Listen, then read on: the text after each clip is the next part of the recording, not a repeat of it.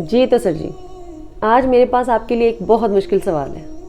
देखते हैं कि आप उसका जवाब दे पाते हैं कि नहीं। सवाल ये है कि अगर कभी ज़िंदगी में आपको औलाद, रिश्तेदार या दोस्तों में से किसी एक को चुनना पड़े तो आप किसको चुनेंगे? सवाल तो मुश्किल है, लेकिन मैं नहीं समझता कि मेरी इतनी हैसियत है कि मैं इतने अनमोल रिश्तों में से किसी एक को भी चुनने के काबिल हूँ। लेकिन मैं खुश नसीब ज़रूर हूँ कि मेरे पास ये सारे रिश्ते मौजूद हैं।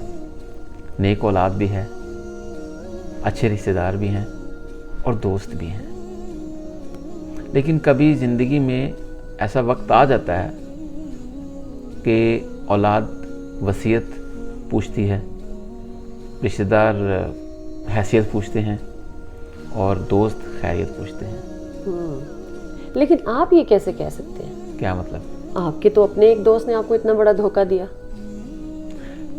हाँ, फिर मुझे ये कहना चाहिए कि अच्छे दोस्त खैरियत पूछते हैं, लेकिन दोस्तों में भी कुछ ऐसी इकसाम होती हैं कि जो ना तो असली होते हैं ना नस्ली होते हैं। अरे सही, तो जवाब दे ही दिया आपने।